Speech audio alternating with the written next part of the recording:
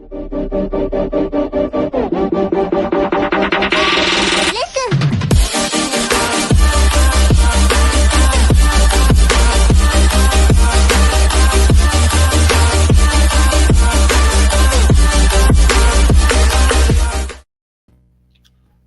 good, everybody? We're back at it. It's your boy Tyrone, aka Mr. Chocolate. We're back at it. Another Wednesday live. I got the big homie Black Pearl. What's going on with you, ma'am? Hey, Experience fam. We got well, we had Dr. Royal Rain. Doctor's in the house. She's handling some business. She's doing a few house calls in between. Yeah, so it's all good. She'll pop on. You can see her. She got a ponytail laid to the side, and I want. I don't think it was laid to the side. I think it was laid to the side. We in trouble. It was snatched back. I think it was snatched back. Laid to the side, you're in trouble. But so, and we got special guests back tonight. We got influential Jay Cook. What's going on, brother? Peace, family. Thank you all for having me back. Happy New Year to all of you all. I haven't talked to you all, so Happy New Year. Happy New Year to you, brother.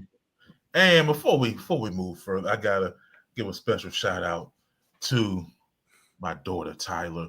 She turned 16 today. Baby Chocolate.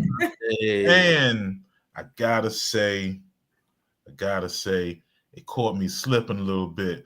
I ain't really thought about it, but I was like, man, I started feeling the kind of way. I was like, man, I know my eyes ain't about to start sweating out here. Is it hot in here? What's going on, man? Hold on, man. What?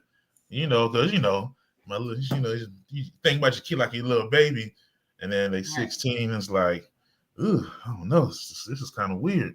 Goes by fast. So if you got little babies, man, save the time, because before you know it, they be big and got a bunch of opinions and stuff. You got a daughter, she'll always be daddy's little girl. That don't go away. She's just bigger, but still daddy's little girl. The next level, it does get better, I promise you.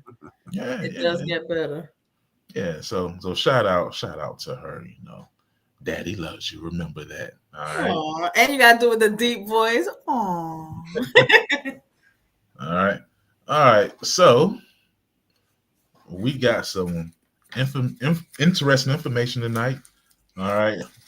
And Black Pearl, I'll let you explain what we're talking about here. So welcome again. Welcome back, Jay. Yes, so you have such an interesting outreach happening with Influential, and we thought, what a better way to make a positive impact but getting you into people's living rooms, on their cell phones, in their face and their ear, right? I love to see our Black men making positive impacts, and I know that's definitely one of your missions as well. So tell me, first and foremost, why the name Influential? A couple of years back, I was just posting, motivational stuff on my timeline and having conversations online with people, and started hashtagging everything influential, just influential, like be a good influence. And a few people reached out to me, and they were like, you have a bigger influence than you think. It was kind of during the COVID era when I used to weigh 340 pounds. So me and my wife just went hard on the workout thing. People saw us getting up at 5 a.m., being devoted to what we do. And then you start seeing other people get into it and start exercising as well. So I kind of picked up a following through my friends, because they knew that if they came to my page, they're going to see us hot and sweaty. But they're going to see us putting that work in. It does go back further than that, but that was kind of the origin of the word influential. So maybe a year before I even launched, I actually bought the domain Influential Lifestyle. It's just something that popped in my head. I just didn't want to be one word. I wanted it to be, kind of bigger than just one word and one movement. Because I do work in a business type sense. My main job, I was a manager for a while. So when everyone got laid off during COVID, I kept in contact with a lot of my former employees, and they would always tell me, you have no idea the amount of influence you've had on my life. You were one of the managers who actually showed me that you cared each day. Remember my kids' names, asked the questions. So like influential kind of just bonded with me, and I kind of ran with it. I had no idea that, you know, it would even get this big. I just started using the hashtag. Right. So is that what inspired you, or just maybe a part of what inspired you to So I think influence on your life is like a broad thing. Okay. I come from a single parent home, but you Okay. I think I was raised by a single parent because I had a village raising me. Right. A lot of great women, a lot of influential men, whether it be good or bad, they made me the man I am today. So I think that, you know, when I talk about influence and being influential, I want to make sure that I have that impact on other people's lives. And I'm not just talking about kids. It also can be adults, because sometimes I just send the right message to the right person at the right time. And I feel like sometimes I'm led by God to say what I say or do what I do. So Right. I posted the other day, I think you might have saw it. You know, you have to live the type of life that actually sells your brand to the people. So Right. I feel like I add more positivity than negativity, even though I might fly off the hinges at times, but that's just part of being a human. But I feel like I really touch people's lives in ways that people don't even know. So we've been talking about influential. I love it. The impact, the hashtag, you know, planting your seed of positivity. That's fantastic. But what is the core? Like, what is influential? Like, tell the So, people what influential exactly does or could add to their lives. so the common person who would see me in the street, they would see the garments and the apparel. Okay. But that was just a way to raise money to do some philanthropy in the early stages. It was going to be a couple of shirts I was going to drop, take 20% of that of the funds I made and give out. So I did a couple of those drops, and people were like, "Hey, can I get this shirt in this color? Can I get this and that?" So I just opened a Shopify page and established the brand. I had already had the LLC because my first thought was to do business consulting. I have been in, you know, like I said, I've been in corporate America a while. Also was in like the hip hop area, security for nightclubs, things like that. So I thought that once I grabbed the LLC, that there was no limitations to what I can do. But honestly, motivating people was my biggest thing that I wanted to do. Put the effort into the people, because people don't realize, a lot of people don't hear you're doing well. We are proud of you. I like what you're doing. So because the movement got so big, the website was launched for the apparel. But basically, people know when I talk to them, I'm going to fill their cup every time I talk to them. So later on, I'm thinking about transitioning to a podcast. It actually started as a podcast. I actually did one episode, and then I had some technical issues and kind of forgot about going back to the podcast because the garments were jumping. Right. But I think about going back to the podcast arena just to pass off some of this knowledge that I've gained from leaders that I've worked with, or either worked under, or who I was coached by over the years. Gotcha. Do you have a target audience or Do I have a target audience? I really don't believe I have a target audience, just for the simple fact that I've been impacted by so many ethnicities, genders, you know, all walks of life have made an impact on me. If I was to only look at the hood, I would be missing so many opportunities. The biggest thing is when most people pull out brands and they have a market they want to push to exclusively, they miss out on so many opportunities on the other side. So I don't want to miss anything. One day I may want to be on TV having these conversations, you know, as opposed to doing a hood vlog. You get what I'm saying? Absolutely. I'm not saying there's something wrong with the hood, because there's not. We all come from the bottom, but I have higher aspirations for my brand.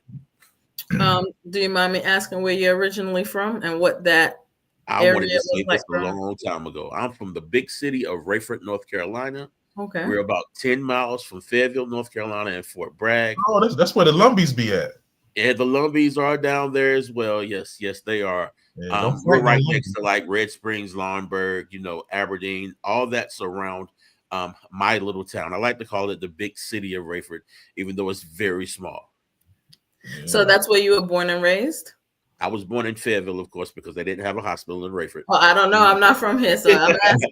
Yeah, I was born in Fayetteville, North Carolina, but I was raised in Rayford, North Carolina until I attended North Carolina Central University. in 1996. You better than a lot of people, because a lot of people, when they from Rayford, they just say I'm from Fayetteville. Oh nah, bro. I mean, a lot of people. I am going to rep the 4-7 as hard as I can. You know, coming up, man, we heard the 2-6 that, if you know anybody from Fayetteville, they scream 2-6. So we rep Hope County like it's just as big as Fayetteville. Okay. And do you feel like that your Rayford upbringing is what also influenced you to? Yeah, I had the opportunity to be coached by some great men. I was raised by a great woman. My stepmother is actually an elected official down in Hope County. My mother's a retired administrator at the Fayetteville VA Medical Center in Fayetteville, North Carolina. So I actually have a strong base of leadership to set me up. I have great foundation, whether it's white people, Black people, Latinos, or even Native American. That's why I have such a broad spectrum when I talk to my friends and family.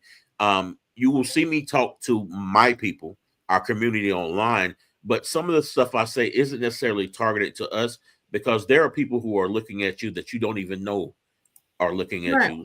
So you have to cater to them as well. Yeah, but I feel like, because most information goes to everybody. Like, universal. It's universal. You may be talking to a certain group, but things are universal. So I feel you there. Yeah. So I'm gonna tell you some of the greatest people in my life as a kid were white people. Some of the greatest people in my life were Black people, and also because my school was predominantly Black, white, and Native American, it's kind of like a blending of 3 different cultures, and we all were kind of alike. So that put in the back of my mind, you can communicate with anyone and you can impact anyone's life. So those 3 races were my base. But if I could help a Latino person, a Russian person, a Ukrainian person, anyone in the world, I'd be happy to. Sometimes people just need a little battery in their back to get going. If it's nothing but, a tap on the shoulder and say, hey man, you have a great day. When the man at the register gives me my energy drink in the morning before I go to the gym, I'm like, man, make sure you have a great day, man. Find a reason to smile. I'm just that type of person now. But like I told y'all on the previous episode, I was a depressed person. Mm-hmm. So this is my way of trying to help people, because somebody might just be having a bad day when they roll out of bed. Right. Yeah. You know what I mean? So that's like I think Pearl knows my motto is positively impacting the lives of others through daily interactions. Right. I don't have to pull out my billfold and pass you $100, but I can make you feel like $1 million just by having a conversation with you. Facts. You know what I mean? So that's where all this comes from. My ambition was to be a motivational speaker. As a kid, I wanted to be a lawyer. I feel like I had the gift of gab, and I love a good argument. But right now, I just think that our communities need someone who can speak positively to them, but also talk about the harsh realities of what we deal with and say, hey, suck it up, man. We're going to get through this. I think I posted yesterday, concerning all of the federal aid freezes that were proposed yesterday. I posted, look, it's time for us to, stiffen your back, show who we really are as men. I understand. You said it nicer than how you said it, but you read it. So basically, we need to start being men again in our communities, and stand back to back with our women instead of right beside them and maybe whimpering at times. You know what I mean? I think I said, "Suck it up, sweetheart," and I really meant that, because you're going to have a positive outlook on life in order to survive what's coming. Because for every hill you cross and come back down into the valley, you're going to have to cross another hill to get to where you want to go. Right. I'm sorry if I'm talking fast. I apologize. No. I'm from New York. What you mean? Oh, yeah. Word up, B. Right. So what do you think your biggest challenge is with probably my biggest challenge is going to be time and capital. I think the merch that I'm selling right now will build the capital while I'm doing, my volunteer stuff and my philanthropy. But I think my biggest challenge is going to be time and capital. I want to be able to have enough merch to pay for to have residual income, but also to be able to do things in the community, like rent banquet halls and talk to kids, or maybe bring men in and have other mentors talk to the men that need to be mentored. Several of my friends are in law enforcement, and this is going to sound funny coming from a black man who has had, I don't know how to say it. I have not always been the best person, and I probably always haven't had the best views of law enforcement. But I realized that a lot of my friends who were good people actually went into law enforcement to make a change and not to, take advantage of our communities. So those are the type of guys I would love to have come talk to the students. Talk to the people, the young men, or, even the older guys in the hood who have already changed their lives and have a need or desire to change the lives of the young boys who are going to turn out just like them if they don't change their lives. Right. So would you say? Go ahead, I'm sorry. I know you said you didn't target a specific audience, but it sounds like you have a true in-depth passion for male boys, men, grown men. You've said that a couple of times in talking. So is there maybe a little more passion to males and getting older, young, or helping the younger ones? Like, is there a passion that you have that's deeper when it comes to males? There is a passion because by the grace of God, I'm still here. I'm still free, and I have the opportunity to do what I'm doing. There are going to be a lot of kids who don't have those opportunities because their luck is going to run out. The cards that they were dealt, they're going to have to play their hand, and you know what the streets look like now. So if I can catch a boy before he makes the mistake and change his life, I'm happy to do that. But I coached baseball for boys when I stayed on the southeast side of Raleigh. But I also coached girls basketball with my wife in AAU. So I do have an affinity for young ladies as well. But I would like to align with a lady who can teach these young ladies exactly what to do under my umbrella. I would be, like I said, I want to be able to rent facilities and say, hey, you take this program and run, as opposed to me standing in front of them doing the talking. Because they need to hear something from a strong woman. Gotcha. Yeah, so, with kids, I agree, because we kind of have some things in common there. As I work with kids, and in my experience of 18 years with kids, I find that time around that 7th grade time, it's like the big crossroads for a lot of kids, where we lose kids around that time. It's like I get kids and I go, this kid can either go here or go there. And it's normally, like, on average, it's around that time. So yeah, man, I applaud you. It's good to try to grab those kids as many as you can. Got the same philosophy. I try to save as many as I can.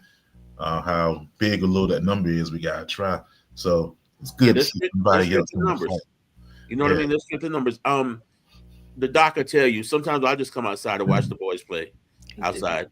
Talk a little junk. They're gonna call me Big Head. Hey, Mr. Big Head. Run across the street like super jokes, because they know they're gonna get them back from me. You know what I mean? So it's important for me to be a good example for them. As my father wasn't necessarily in my home, but I did have men around, and I don't want to try to say my dad wasn't who he was, but it took a village to raise a young man like me. Gotcha. So I love what I'm hearing. I love all the positive things that you would like to pour into. What was, because you're talking about being influential to other people, right? So I'm sure you had plenty, but what was one of the most influential things that impacted you in your transition from any part? It could be from boyhood to manhood, from manhood to more wisdom in your manhood. What do you feel like one, and you might have more than one, influential? Why are you laughing? It's just funny. Like there are many things I could talk about. I would have to go back. I had a mentor when I first stepped into the institution I work now, and basically before he arrived, I was told I would never achieve the goal that I had set out for myself. And he took the time to nurture me, and it was like some tough love, because he was my leader. Like a lot of telling me no, a lot of telling me, because you did this was the opportunity that you had that you won't get now because of your behavior. Sometimes it was not necessarily, it was ego. It was ego. When you know you good, you know you good. Right. And a lot of the times I fight with that with myself. But there came a time where it was time for me to be promoted. And every time I would apply for a job with him, he'd tell me no. Hmm. Try, I would try, I would try, I would try. He didn't treat me any different. It was still all love. Come by my desk every day, dap me up, but would tell me no every time I try to get a job. He would let other people interview me, so they could give a reason why not to hire me. I don't. I feel like he wanted to make it hard purposely because he knew I would not quit. Gotcha. So I actually stepped out on faith one day. I told my mom, I got an interview at 3 o'clock. I do not want to take this interview. She said, "Boy, I didn't raise you that way." I went and took the interview with another lady. She just happened to be an ex coworker of his. With everything that he taught me, I was able to win her over, and she gave me the opportunity that I needed. So sometimes when we hear that no, or we think something is rejection, it's actually redirection. I know Tyrone knew where I was going with that. Yeah. Like all those no's don't mean anything. You can get 19, 20 no's. On the 21st time, if they say yes, it'll make you take Yeah. off like You're out of there. Yeah, I literally just had a training class where I tell them stop being afraid to fail, because sometimes you're failing up. You know what I mean? Right, Like you get that oh man, I know not to do it like that next time. Let me do it this way, you know, that type of thing. So I think that's a very good lesson and a good story for all of us to remember, that sometimes that no is not a rejection, it's a redirection. And Sometimes usually I feel like better. I get excited. I feel like, man, oh yeah, this about to lead to something here. Yeah, you get another challenge.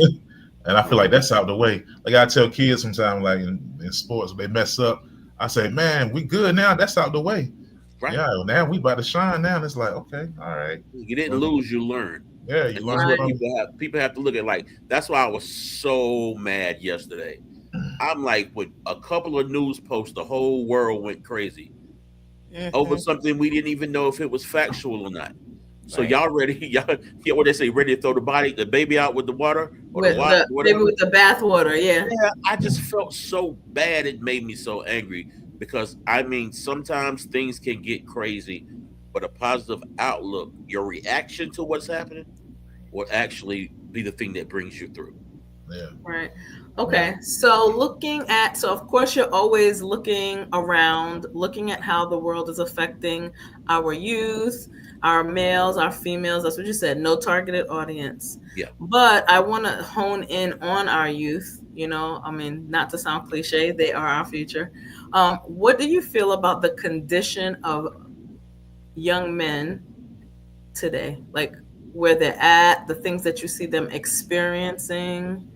I feel sorry for them, okay, but I also feel responsible. I think Tyrone might have brought it up in the first time I was online with you all. We failed them as OGs, and it's only a few of us that really want to change or transition. A lot of us are stuck in our second childhood, don't know how to be fathers, don't know how to be uncles, don't know how to be mentors. So we have to step back and realize what we've caused and try to come up with ways to fix it. I pray that too much damage hasn't been done already, but the way we are framed in media, it's like every child of a certain age that's black, that's a boy, is all boxed in the same area. Right. My son is 23 years old. My son wears skinny jeans, Uggs, and black fingernail polish. He is not a thug. But if he walks outside or goes to a service station, he still will be followed in the store. Right. And he's going to always have money because daddy going to make sure he's good. But it's bad that he's going to be depicted that way. You get what I'm saying? When he asks, is it okay for me to own a handgun now? It's not because he wants to be a thug and do a video with his gun. He wants to be able to protect himself and his lady when they step outside to have a bite to eat. You get what I'm saying? So we should feel responsible for what we've done. The crack epidemic, we can blame the government on it, the CIA, all of that. But a lot of this stuff is all about making better decisions and passing on better traditions to the next generation. Okay, so I like that you said that we need to be accountable, and one of the viewers also agreed with that. So I know I shared this with the doc. There was I guess it's like an interview where someone's saying that the problem is we are raising weak children. Okay, and yeah, You just don't know. You right up my alley. right. I agree with it, especially when he broke it down. And for those of you who don't know what I'm talking about, he was saying we gave our children everything, not realizing we forgot to give them the value of those things that we're giving them, the value of working hard, the value of work ethics, the foundation of character, right? We just literally gave them handouts and taught them how to beg. You know what I mean? So we're raising weak children. Not clearly the point that I'm trying to get to, but we want to give some clarification. So we talk a lot about youth and what we're giving to youth. Well, what do you give to our older males, like the fathers that don't show up or don't know how to show up? Do you feel like Influential can pivot for those men the way it pivots for the young men? I'm gonna be honest with you. Yeah, please. 99% of my friends who get any of my time take care of their children. Right. Thank you. There may be one. But what about the 1%? The 1%, I honestly would love to figure out how they could become part of a village, because at the same time they're going to try to raise their kids. Me and Tyrone can help them grow as men. They can call us when they're having parental issues. They can call us when they're having baby mother issues. They can call us when they're having legal issues, so that they can stay on the streets. Or like when you have a person like me or Tyrone, I'm going to tell you when there's a job opening where I work. I'm going to tell you where there's an opportunity. If you look at Influential, you will see me post Black businesses, educational opportunities. You might see me list every job that hires felons. I want people not to say I'm in this group just for the hell of it, but to actually get something from it. So as men, sometimes we have to open our arms and hug our brothers. As hard as it can be, sometimes we have to stop and say, I am my brother's keeper, even if they're not your brother. Right. And this is why I asked you about the 1%. Go ahead, Tom. I'm sorry. That's why I like the spirit of it. It's like one of my things I always say, I hate winning alone. Right. Like, it's like you shouldn't want to win alone, man. I like to take people with me as much as I can. So that's why I like the vibe and spirit of that. Hey, take your brother with you. May not be winning, and as you're winning, and pick them up. So yeah. I mean, there was a time when I wasn't up, or when I was doing the wrong thing. I left school and I went back to my hometown. My friend just called me one day and said, God told me to call you and say, come live with me rent free for a while so you get back on your feet. Get out that town so you can get back on your feet. And I'll say this to this day. I'll tell him he saved my life. I had a friend, like I told you, I dealt with depression. He came up, he moved to Raleigh. I grew up with him. He came to my house and he was like, this is not the Jay that I know. We're not going to allow this. And I think within like 2 or 3 months, I was back to normal. You know what I mean? But sometimes it takes for one of us to pull each other up to get us to where we need to be. My son was 2 or 3 years old. I'm just into becoming a parent. I'm barely making ends meet. You don't always get along with with the co-parenting thing, but just to have somebody to uplift your spirit and show you what the possibilities are, it's priceless. Yeah. I think that's why I was asking you about the 1%, because what tends to happen, and this is just from my experience, not everyone's experience, you're like, well, that's not my circle, and we're done. It's even, going a little left with it, even in church, I'm saved, you saved, that we don't need to save anyone else, but you weren't always there. And sometimes a male needs to hear, I have not always been in the spot.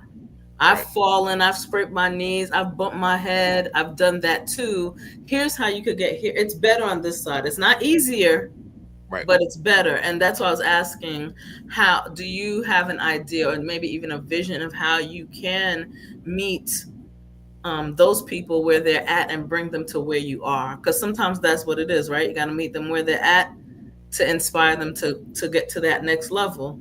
I think that, like Tyrone coaching kids, I think you do sports, right? You do sports. Yeah. Yeah, this sports. Sometimes just having that conversation with that parent on the sideline. Hey, bring your boy by. I'm gonna have a couple of parents over with their kids in my backyard, and you know, come sit with some real men. Let's have a conversation. Right.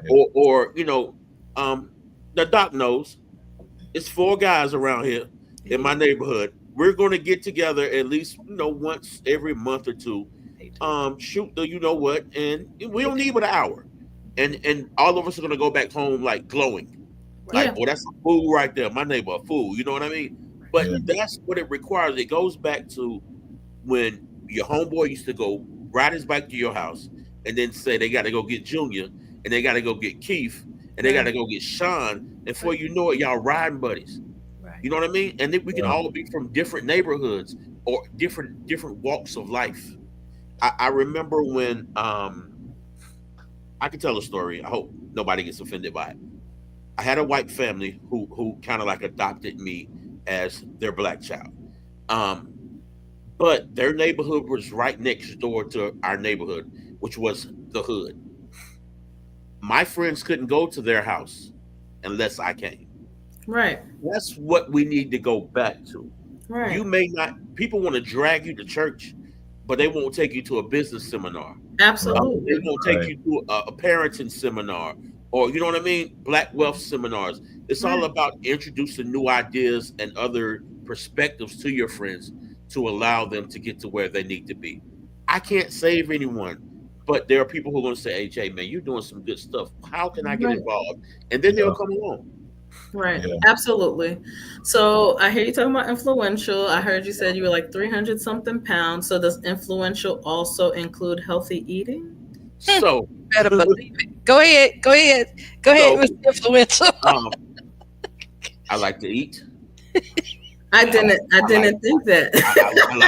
I like to drink, but you have to do everything in moderation, and it requires discipline. So, like I said, as the doc knows, you can look outside at any time. We might be in the driveway working out, or I might be posting a picture of meal prepping. I probably can do all those things. I can show you where the resources are, but because I do so much, there's certain things I can't waste my time and money on.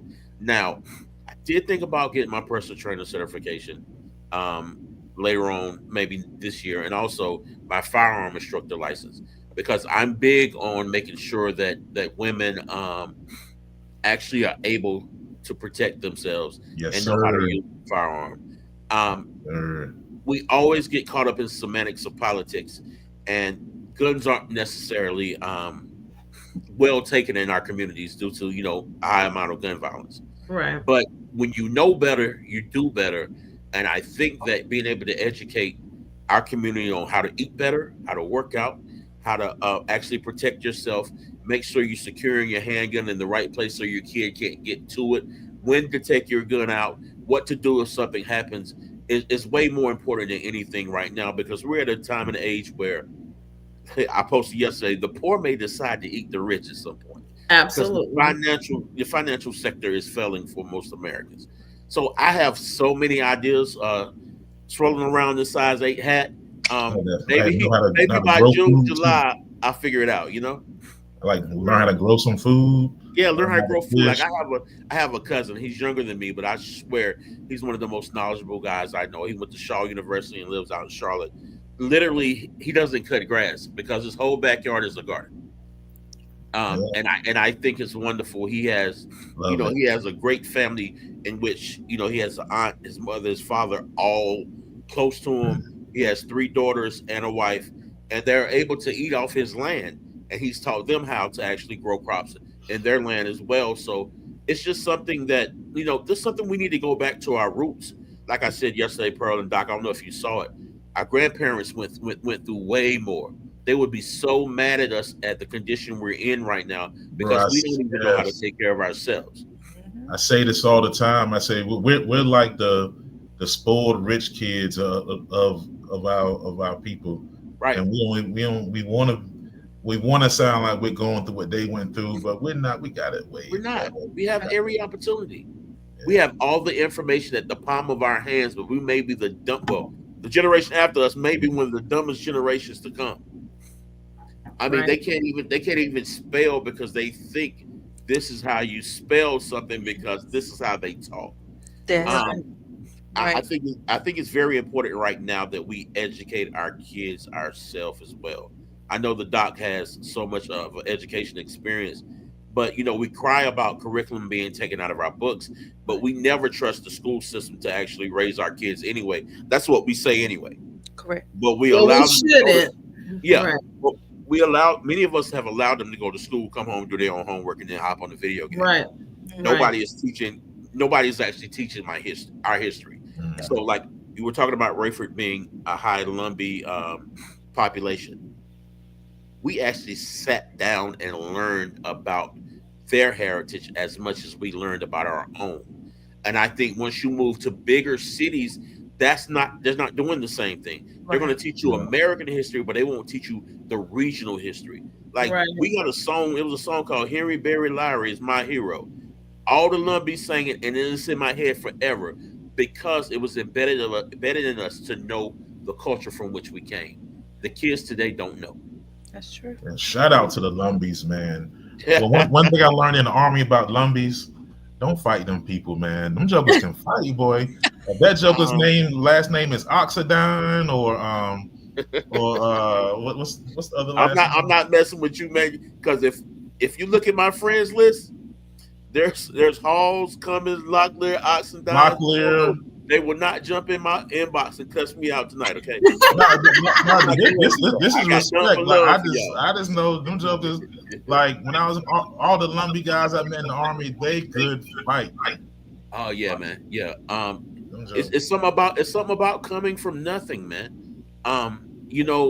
We kind of grew up together. You know how they say you don't see color. I think we didn't see poverty because a lot of us grew up in poverty, but we didn't see it. You get what I'm saying? Right. I grew up in one of the first hoods that crack actually hit, and I remember, when our neighborhood started to go down. But then I also remember that some of my friends who I went to school with from the Native American sector, it was a tradition like the 7th or 8th grade, you wouldn't see them after that because of the poverty. They would go to work. I remember coming back and going to work in a plant during the summer, and maybe 4 or 5 guys that I remember going to middle school with, they were working to take care of their families, their mother, their father. I'm not talking about their kids. I'm talking about making sure everyone was good inside of that small house. And I grew up with poor white people as well. And they were some of my best friends because they knew that despite the color of our skin, we were all the same. Now, as we got older, I'm not sure everyone feels the same, but I didn't feel the racism to the way we feel it to now because of social media, the news, how it's spoon fed to us every day. Okay. And I'm just rambling, y'all, but No. I really want to get this out. We're so much more alike than we are different. Yeah. Right. We have our traditions.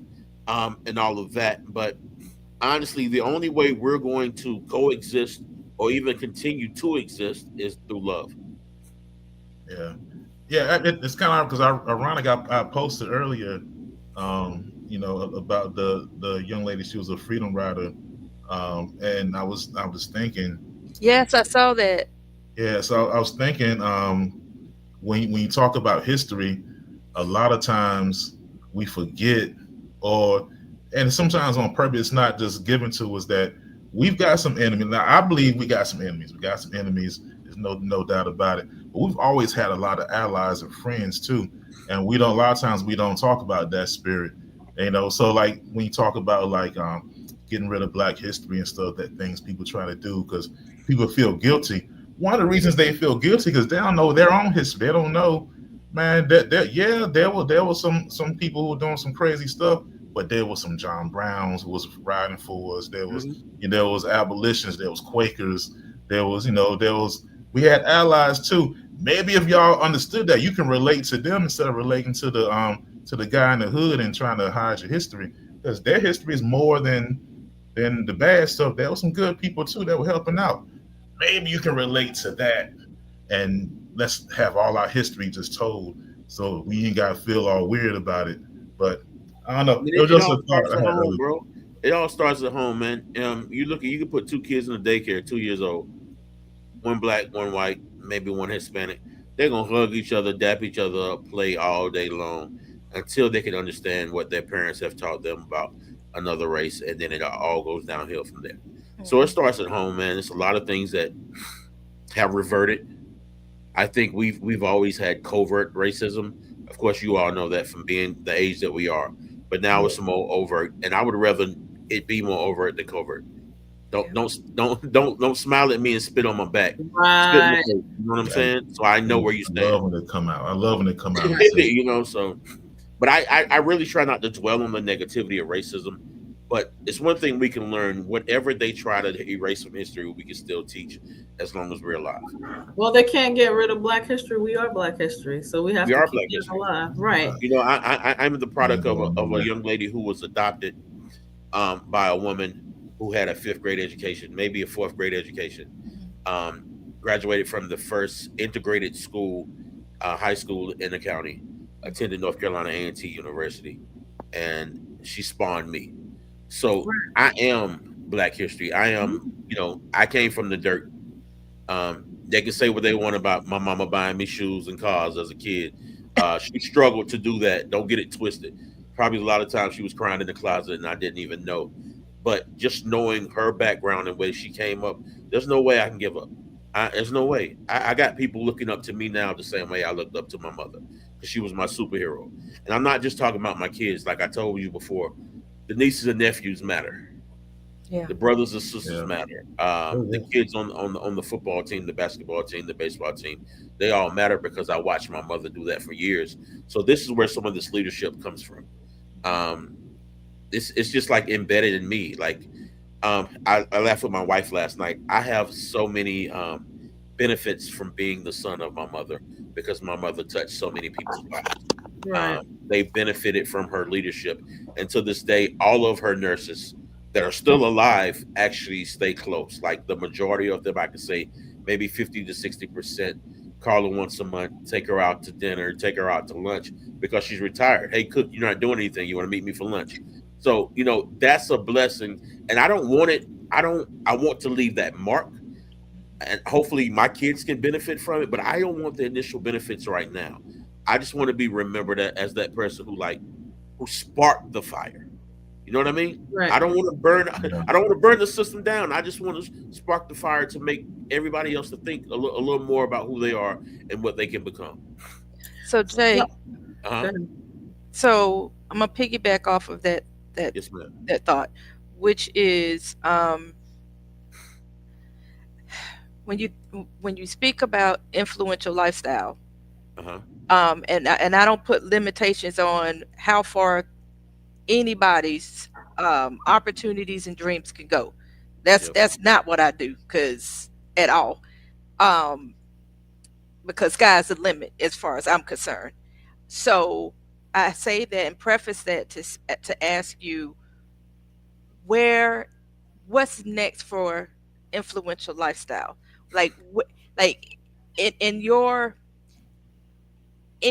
mind. And again, and that's why I said what I said earlier, because sometimes in our mind we have a certain place that we can go and we can't see beyond that because it's just beyond us, right?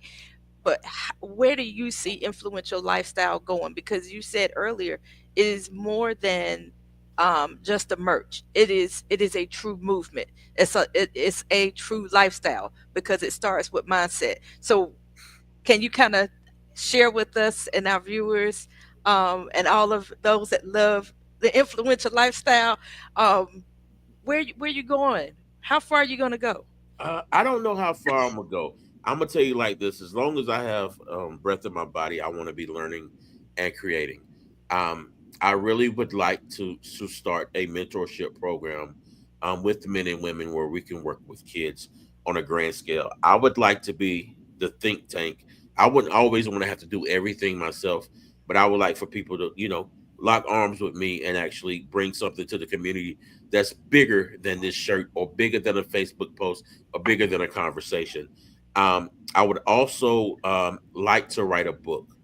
And I did not think it was possible, but I have a friend named Jason Armstrong. He's the former police chief of Apex, North Carolina, graduate of North Carolina Central and Terry Sanford High School down in Fayetteville. Well, I hadn't seen him in years, and when he pops up, he's the police chief in Ferguson, Missouri. So y'all know what Ferguson, Missouri is. He's Yeah. one of the police chiefs after the Mike Brown thing. Yeah. And it just inspired me so much to be such a greater person and have a bigger impact. And he just dropped a book.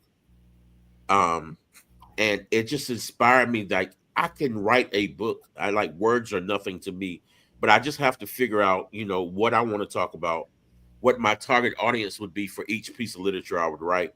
And I would like to work in screenplays as well. So you may see this influential lifestyle LLC be something way bigger than just the mentorship. I'm gonna send my screenshot, boy. Yeah, it could be me going into film. I still have an affinity for music. I used to shoot videos. I think the sky is the limit. It's about me making time. And I tell people all the time, we are our own worst enemy. Mhm. Jamal Cook is his own worst enemy. Because at times my body says, I don't want to be productive. I don't want to be creative. I'd rather sit in my garage, turn my music on, and watch my TV outside. So, Yeah. like you said, the sky's the limit, but we limit ourselves. Yeah. So, whenever y'all feel like I'm not doing enough, feel free to inbox me and tell me get busy. Because I think there's infinite potential in myself, but it's all about me making myself do it. Is influential intertwined in your family life? Oh, Like, my I know you family. talk about your wife. You talked Yeah, about so peep this. My wife is my biggest cheerleader, and of course, we have what you call a joint bank account. So she's my biggest investor as well. So whatever I do, I do run it by my wife. We both have finance backgrounds, so we're always thinking about ways to make money. But she's a former coach as well. She's a former mentor as well, and so she's always trying to give back in some way.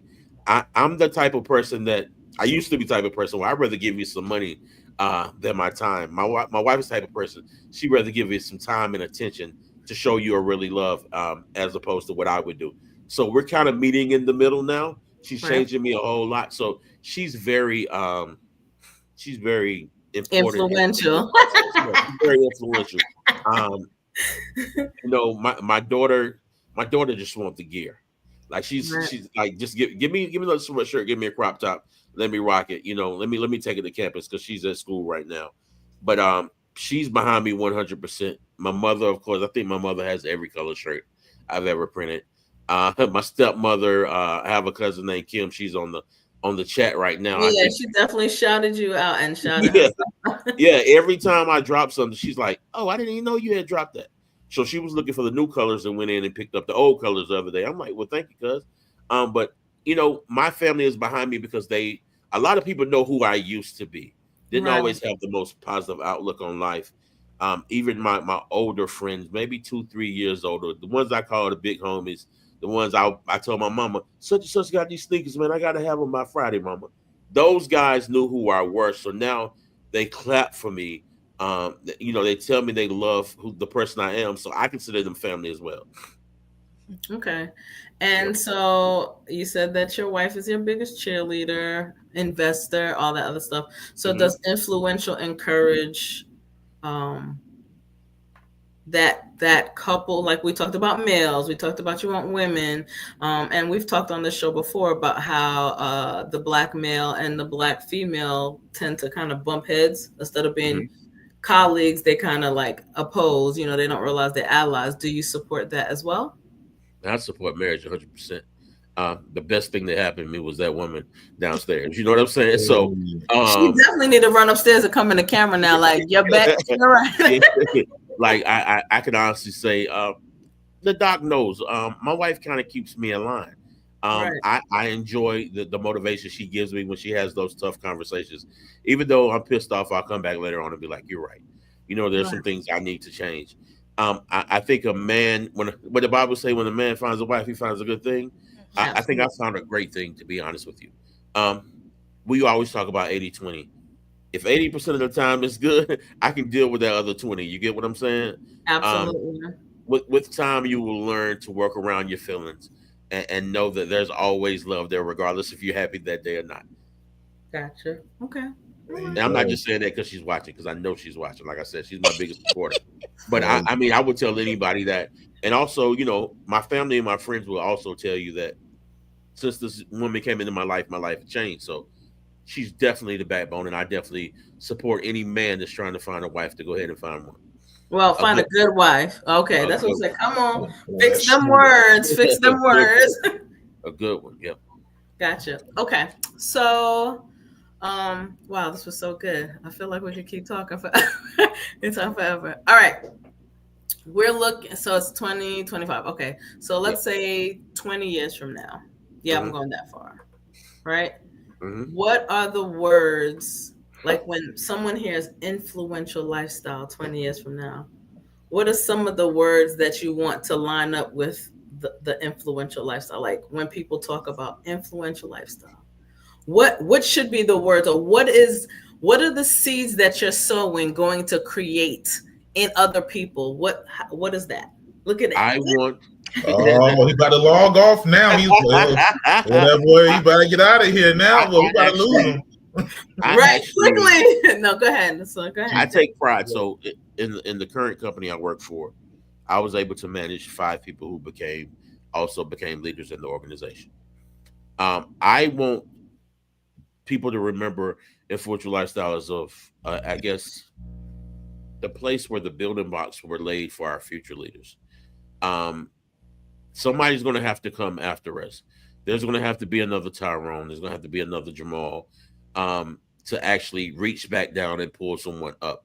I want the people associated with the brand to be known as great people, philanthropists, volunteers, impactful people. We're going to meet many people in our lives, but how many people we're going to say impacted us? My boy right here said the prototype.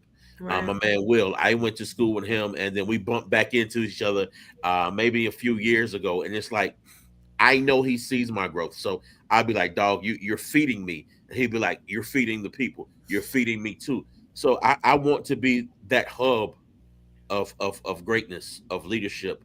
I want to when the doc's son goes outside and my neighbor's son goes outside, they know if they had a bad day at school, they could always come talk to me or anybody associated with me. Maybe they're the next wave of influencers that will actually impact the world. I really want to put my stuff in schools. I would love to have these children just walk by and say, I am the influence. I am influential. I'm going to show you how you should walk as a young Black man, a young Black woman, young white man, young white woman, young Hispanic person. We have to set the example, and I want this brand to be that foundation. Because their idea of influence is not good right now. Yeah. I don't want to be. Look, when I say influential lifestyle, I'm not talking about being a influencer, because that's not what I am. These people are living a fake life. I want to be the one in the trenches when you're crying and you need a shoulder to lean on that will have you to fight, to continue to fight in order to win. I think the reason why now my little sister popped up. Now I'm really about to blush because she's a minister, and she's like, when I post stuff, she always says, I know you're talking to yourself. You're giving yourself a pep talk. So a lot of the times when I get up and say something that somebody may not like, I may be talking to myself. Yeah, well, you can't pour from an empty vessel, so it's all good. Fill yourself up so you can fill up others. Yeah, but I think this will be the next wave for me. You know, like I told you, I did music before. I coached sports before. I used to do a little blog for NC Hip Hop, but most of my hip hop friends came over and jumped on board to the influential lifestyle. They like, bro, keep talking. You know what I'm saying? I think that I'm not worried about being the next big clothing brand. I actually want to be the person that they interview, or someone is talking about me, but I got my back turned because I don't want to be famous. But I want my actual program or whatever I build to be famous. I don't want Jamal Cook to be the famous one. I want influential lifestyle to be that stamp that maybe the doctor can go walk through, or maybe even Pearl. I may have you come talk to some young girls. I don't want the limelight. I'm gonna tell you, it's not about me, it's about us. I got you. Yeah. And if you can give one piece of advice, I'm sure you could give lots of pieces of advice. If you could give one piece of advice, what would that be? If God could use me, he could use anybody. All right now. So where do we find you? I know we got your website going on. Where do we All find right, you? so on Facebook, you can find me as Jay Cook, JayCook. My Facebook group is The Influential Lifestyle. You can just join. As long as you know somebody in the group, I ain't got to approve it. Come on, You gotta accept my request. I did a request. You did? I already accepted you. It didn't go through. Go look and see if you want, man. Stop it. It went through. Anyway, go ahead. Keep going, Jay. It was recent. It was recent. So I have 2 Instagram accounts. One is The Influential Lifestyle. The other one is Influential Jay Cook. Most of the time I'm on Influential Jay Cook, probably talking junk or posting something motivational. And of course the website, if you want to buy any gear, I still will be donating 20% to some philanthropic effort. And if anybody wants to holler at me and like go up to the food banks and do some work, come on by there and we'll go do that together as well. May even give you a free t-shirt just for coming. Let's just go do some work, take some pictures, and impact our community. Oh, and when do you do the that? website is theinfluentiallifestyle.com. Say it And when again. do you do that? Because you just sent an invitation out. It's whenever I can get people to come. I think a great time usually is around Easter, around holidays and stuff like that, where they're giving out the most food. I know that there are several. Well, they may cut some funding, but I know there are several. There's several still. Yeah. There are several different funds that feed the elderly in North Carolina in the rural areas. So there's a food bank up off of Capitol Boulevard. The last time me and my wife went, I think we filled about 700 to 800 boxes. I think that's the location I would go to because I love those people. And they have a lot of just because, like, it's not all just the holidays. It's not just people need food every day. I know a young man named Nick Robinson from Raleigh, North Carolina. He went to Enloe and he graduated with some of my friends from college, and I just happened to meet him. He works with so many food services to ensure people eat within the area. We're the same age. And the crazy thing is that before we go, I want to say this. Used to work the club, used to be outside. I talked to anybody that come up. I met him. He told me what he did. My daughter wanted to do some volunteer work. I called him. I said, you got time for us to come? Boom. We have a great relationship from there. So it's all about getting to know people and talking nice to people. We don't always have to mean mug people, but like having a conversation. Well, I do. It's a part of New York. But just having a conversation can start a lifelong relationship with different people. So make sure that you're not afraid to say hello and smile sometime, bro. And remember to build the village. That is literally the key point you keep talking about. Building a village. You gotta build a village. Listen, build a village. Those 5 people that you knew from high school that you hung with are not going to make you rich. They're not going to create the best version of you. Right. You need to be able to reach out to other people, let them pour into your soul so that you can be a vessel yourself. I think you and Tyrone made a good point. There's enough room for all of us to win. I think that's the problem. A lot of us isolate. If I'm winning and then this other person comes, then I'm not going to win. I'm going to lose. No, there's enough to bless everyone. And usually getting blessed and keeping it to yourself, or winning and keeping it to yourself is not as fun as when you can see others doing it too. Look at that. Look at the rock. Look at the rock. And the crazy thing is most of these people are my family. And my daughter is checking in from her dorm room. This makes me feel so good. like literally, you all have made my night. I definitely thank you all for, pulling me back in and giving me the opportunity to run my mouth, because that's what I like to do anyway. Oh man, it's all good, man. It's all good. But this is what I want you all to do. Get with the doc, send me a size, send me an address. I'll bless you all with a shirt. I just want to make sure y'all have it. I was gonna say, tell me when you're gonna do the food bank. I haven't done that. We're gonna do the food bank thing. If anybody wants to inbox me, I gave you all my handles. Inbox me so the day we do it, I can contact the food bank and say, hey, I want to bring these people with me. Right. Where's the food bank at? Food bank? Raleigh. Yeah. Capitol Boulevard. You remember where the old flea market used to be? Oh no, he live in Charlotte. We live in Charlotte. All right, Yeah. so it's right heading into downtown off Capitol Boulevard, bro. It's Okay. easily accessible off the highway. You could be in and out.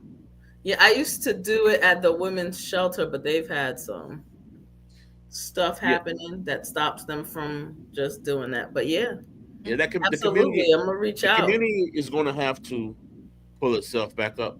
We can't depend on the government. Like I said, our parents relied on the village. Grandparents relied on the village. That's the Absolutely. only way we're going to succeed. It doesn't matter what color or creed you are. If you're poor, you're poor. If you need food, you need food. If you need help, you need help. So we always have to remember that. Yeah. Yeah. Well, not having money doesn't make you poor. Sometimes No, you're poor 'cause of sometimes it's up here. right. You have people that have all the material things, but they think in a poor way. That's right. So I totally agree with you. Yeah, I've been saying, man, do for yourself. Fight for your rights. Don't let them. Now, sometimes we gotta fight back on them, but while we're doing that, you gotta be able to do for yourself. But you know, you have to be able to effectively fight. Yeah, and intellectually fight. it's gotta be crying about it on emotion. Facebook and posting about it ain't really the way to win. Because all they want to do, go up to these city council meetings, these town hall meetings. You talk to the locals. Sometimes some of that funding comes locally for any program that you want to do.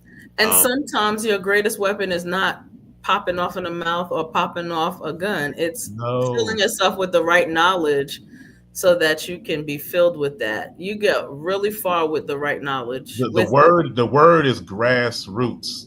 Right. You gotta understand the people who are our opponents, when they get pissed off, they don't do a lot of talking. They go grassroots, organize, you only realize it. And all of a sudden we're here where we're at. Because they've been in the back rooms organizing while we crying. And then when you cry on Facebook, all they do is share it and make fun of you. We got them. Look at their asses. We got. But when they get mad, they be in the back room organizing. So Ty, let me put this in before we leave. I know we run out of time. When you asked me about a time when something was very influential to me, the brother Michael Render, better known as Killer Mike, dropped an album on Father's Day about 2 years ago. On my first listen, I cried like a baby. I cried like a baby because I feel like he talked about my childhood, but he also talked about how we could change our communities and how we could do better. I'd much rather hear Michael speak on a stage rather than rap, because it's a duality. So as much as we can fight the power, we also have to be able to explain ourselves, talk about our needs, and express ways of growing as a people and healing ourselves. So with that being said, you may not be perfect, but if God can use me, he can use you too. And will. Will. All right, Mr. Chocolate, do your thing. All right. Hey, great show tonight. Appreciate you, Jay. Got a lot of things that I definitely agree with, and kind of on the same wavelength. Hopefully I'll get that. Y'all accept me in the group. I don't know what happened. I already did. It's all good. It's all good. I'll check it later. All right. But everybody who's in, if you're still in, do us a favor. Hit the like button. It helps us grow. And all right, subscribe. So if you've been watching, hit the like button, subscribe, help us out. Okay, I promise we're gonna send you good stuff. So hit the like button, help us grow, subscribe, and we definitely appreciate it. All right. So, like we always say, we've been a part of the experience tonight. Where the experience is always good, especially when you like and subscribe. All right. So we'll see you guys next time. Peace.